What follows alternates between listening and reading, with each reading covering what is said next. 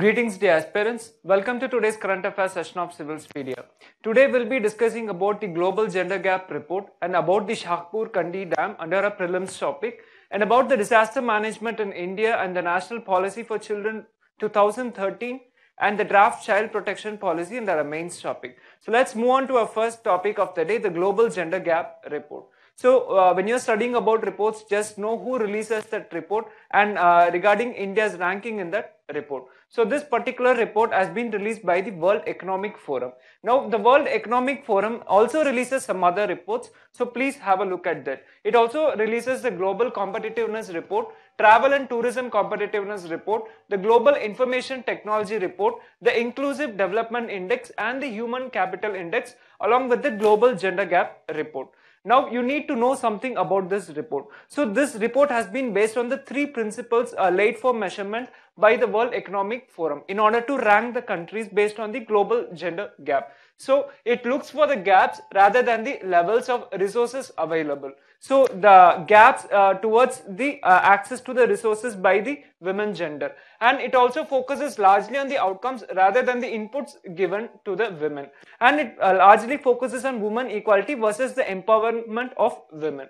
So this you need to keep it in mind. So this ranks based on the four indices. The first thing is the economic opportunity, second thing is based on the health, third based on education, and fourth based on the polity. If you see based on economic opportunity, the World Economic Forum has said the entire countries of the world will take at least 202 years to bridge this economic opportunity gap. And also in polity, the world is ranking very poor. None of the country out of the 149 countries measured have equal economic opportunity for women when compared to men. If you see India's ranking, India has been ranked 108th this year out of the total 149 countries. So it is poor, very poor when you see in terms of economic participation and opportunity and on the political empowerment. If you see. So let's see regarding the educational attainment, India's got somewhat good ranking, and also in terms of health and survival. If you see in terms of political empowerment and economic opportunity, the scores are very low, very less than the average.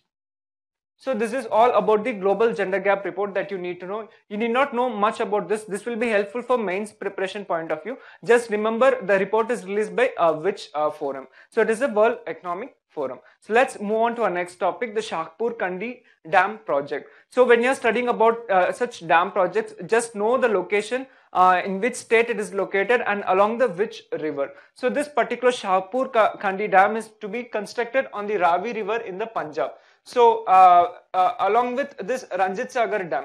So the approval was given by the government of India to construct two dams on the Ravi River. One is the Ranjit Sagar, also called as the Thain Dam, and the Shapurkandi Dam. But because of some land disputes between the states of Punjab and Jammu and Kashmir, this project was delayed, and the cabinet has recently given nod to construct the Shapurkandi Dam River project. So, along with this, you also need to study something about the Indus Water Treaty of 1960. So India and Pakistan came into a treaty where the western rivers of Indus will be largely shared, the waters of the western rivers of Indus will be largely shared by the Pakistan state, where India will have only 20% control of upstream water.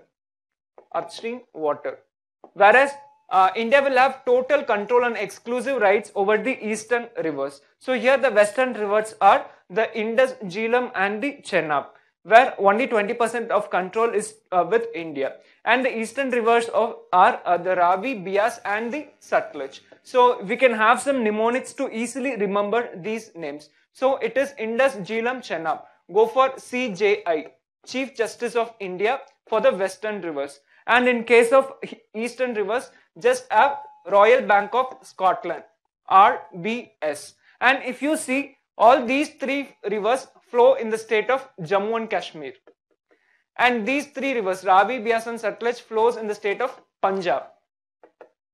Chenab plus the RBS, Ravi, Beas and Satluj, flows in the states of Himachal Pradesh.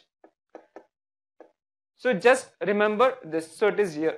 Indus, Jhelum, Chenab, Ravi, Bias and Satluj. RBS, and this is CJI. So it will be easy for you to remember, just have these mnemonics in mind.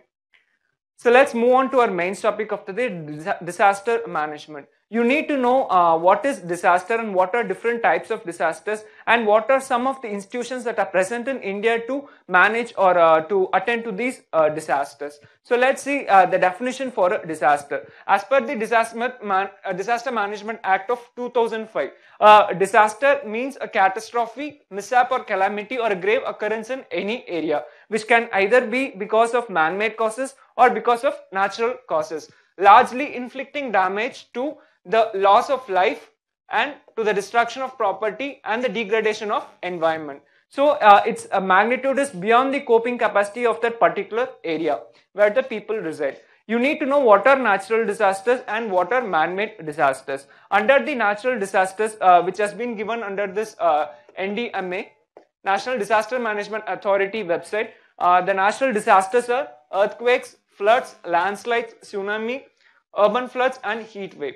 And under the man-made disasters, you have the nuclear disaster, chemical disaster and the biological disaster. So this will be very much useful for prelims preparation point of view. And also if you see in 2018, there was a mains question in paper 3. So the question goes like, describe various measures taken in India for disaster risk reduction before and after signing the Sendai Framework for Disaster Risk Reduction 2015 to 30, and how is this framework different from the Hyogo Framework of Action of 2005. So we need to know something about the Hyogo Action Framework and also regarding the Sendai Framework. So let's know about those frameworks in the later part of our discussion. So first thing you need to know about the National Disaster Management Authority. So there was also some Yokohama plan, and India was suffering from the super cyclone of 1999 and also from the 2001 Bhuj earthquake which occurred in the state of Gujarat. So India came up with an institution called the National Disaster Management Authority, which was framed under this Disaster Management Act of 2005. So this agency works under the Ministry of Home Affairs. If you see the functions of this agency, it coordinates the response to both the kinds of disaster. It helps in the capacity building and then it acts towards the crisis response. So it also lays down guidelines for the State Disaster Management Authority. So we have National Disaster Management Authority on one hand, plus the State Disaster Management Authorities in each or every states. And there is also some financial mechanism towards the disbursal of funds from the center to the state. So there is a central fund, which is the National Disaster Response Fund. This is a central fund. So this will be disbursed by the government when some of the calamities are designated as natural calamities. And for calamities that occurs in the states like flooding or say cyclones, there is something called a State Disaster Fund. If you see the fund allocation before April 2018, it was 75% to all the states and 90% to those special category states. And post April 2018, the government has increased the allocation to 90% for all the states, including the special category states. So this is the financial mechanism that is right now present in our country. And you also need to know about the National Disaster Response Force. So it has got its strength from different paramilitary forces, and it is being stationed at some 12 places in the country. And now this will be deployed wherever disasters happen. So you need to know about the NDRF. Now you also need to know about the international framework, which I was telling, the Hyogo Framework Action Plan 2005 to 15 and Sendai Framework from 2015 to 30. If you see, I was telling about the Yokohama Plan of 1994, which mentioned that every government should have its own policy towards mitigating the disaster. Now the Hyogo Framework was built up upon this Yokohama Plan. So it largely focused on disaster risk reduction. If you see the difference between the Hyogo Framework and the Sendai Framework, this is more of a reactive approach.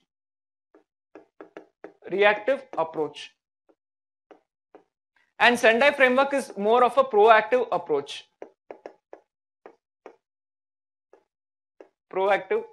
So here only after the disasters happen that people will have, or the countries will have systems in place to mitigate the disaster. But here they wanted to focus on the underlying drivers of risk. So whatever risk that is possible for a particular disaster, say flood or a heat wave, we need to know the underlying drivers of the risk and focus towards mitigating that risk. So hence it is a proactive approach. Now the Hyogo framework of action plan focused on risk information and early warning systems and towards reducing the risks in key sectors only, and it was largely focusing on the strengthening preparedness for response. But here if you see, it largely focuses on enhancing the disaster preparedness. And now to have a proper disaster risk governance model in each of its countries and investing in the disaster risk reduction, largely focusing on the proactive approach. So if you see, based on the Sendai framework for 2015-30, National Disaster Management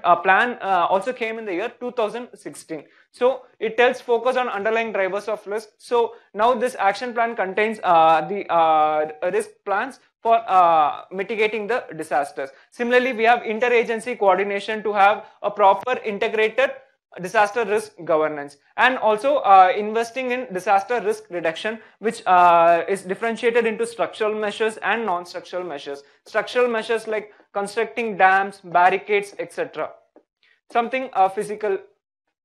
And non-structural measures is having policies, guidelines in place. And to have to build the capacity or the capacity development in to train these national disaster response forces, etc. So if you also need to know something about the Sendai framework. All its goals or ambitions have been integrated with your sustainable development goals for 2015 to 30. Number one. Number two, the Paris Agreement goals. Paris Agreement goals for 2015 to 30. If you see in my previous class of COP24 summit, I was telling that starting 2031, there will be common goals with common end years. Now this will be a more of integration post 2030 as well, even with respect to disasters. So all these three have common goals in place across all the countries. So the countries can work towards simultaneously towards addressing all these three issues. And you also need to know some programs of the National Disaster Management Authority in place in line with the Sendai framework. So it has got National Disaster Management Services, which is a communication network. It is a pilot project to be released in this year 2018. And we also have got earthquake disaster risk indexing. So we'll have an atlas of the potential areas of earthquakes where government can decide on further policies towards addressing this earthquake disaster. And we also have got GIS database creation, National School Safety Program, especially for the earthquake awareness. And we have got Abda Mitra program, which is a community volunteering program. And also capacity building activities that happen simultaneously for NDRF, either within the country or with the help of bilateral or multilateral fora.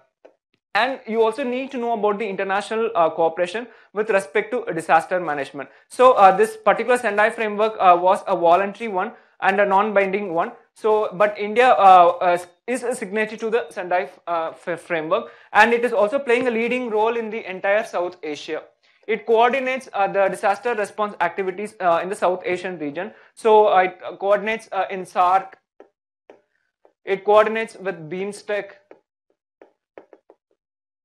etc. towards the disaster management. It also works with the United Nations International Strategy for the Disaster Risk Reduction. Now, in March 2019, India will coordinate with the Shanghai Cooperation Organization towards the earthquake search and rescue exercise. So, India is simultaneously engaging with multiple multilateral organizations of the world in order to have a proper and a strengthened disaster management policy in place. So let's move on to our next topic, the National Policy for Children 2013. try to have an idea about the national policy for children and about the different schemes under this integrated child development scheme. And now national draft policy on child protection has also come up. So let's see about the draft policy. Now we need to know about the national policy for children 2013. It largely adheres to the constitutional mandate of the UN Convention on Rights of Child. So this particular UN Convention on Rights of Child has identified 4 key areas towards the rights of children. First thing is the survival, second thing is the health and nutrition, third is the education and development, and fourth is the protection and participation. So all these 4 key areas have also been mentioned in the National Policy for Children 2013, and all the schemes have been prepared under these 4 areas. So there were also some schemes like Anganwadi scheme which was already there even before this National Policy for Children came into existence in the year 2013. After this national policy, there are also some schemes which have come up under this integrated child development scheme. For example, the Pradhan Mantri Matru Vandana Yojana, National Krishay scheme, scheme for adolescent girls, and now the recent Poshan Abhiyan. And to address the protection issues, we have got juvenile justice bill in place post 2013, and also the child labor bill was amended. And now, in line with this, we all know about the recent Muzaffarpur shelter home scandal. So the Supreme Court asked the central government to come up with a draft policy on child protection. Though child protection is a component of this national policy for children, there was no exclusive policy on child protection. So the government has come up with the draft child protection policy. And one more point about this national policy for children is that it was the first policy that specifically highlighted disability as a ground for discrimination that must be countered. So the Constitution of India tells us that there shall not be any discrimination on any grounds based on gender, sex, etc. But this is the first policy in document in India which highlights disability as a ground for discrimination. And in line with this national policy of children, the National Action Plan for Children 2016 also came in place, but it is largely in papers. So let's see something about the draft child protection policy which has been put up by the Ministry of Women and Child Development. So this policy, draft policy, tells that it will apply to all institutions and organizations, which includes your corporate houses, media houses, your government sector, and also the private sector. So it mandates that each organization should have its own code of conduct based on zero tolerance of child abuse and exploitation. Even if child is not there, they need to have a code of conduct towards the child tolerance, zero tolerance towards child abuse. And institutions must compulsorily have a staff member to ensure that the procedures for the child protection are in place, and they need to monitor it. Similar to the safety officers who are there in every industry, a staff member should be dedicated towards the child protection. But now there is also concern from different sections of the society that the policy is not largely holistic. So some people tell that those affected by migration, communal or sectarian violence, or children forced into begging or in conflict with the law, or those children infected with HIV/AIDS. So this particular policy that does not address these sections of children. And also the reporting structure has to be really holistic and properly strengthened. So there should be a proper monitoring mechanism and for the implementation of the guidelines. So this is quite at the draft stage. So this is most likely to be confirmed by the mid of 2019. So we'll have a larger idea and clarity about this particular draft child protection policy. But just know about this particular draft policy as of now. With this, we are winding up our today's topic. Please do like, comment and share the video. And please subscribe for Shankar IAS Academy channel for the latest videos and updates. Stay focused and motivated, friends. Thank you.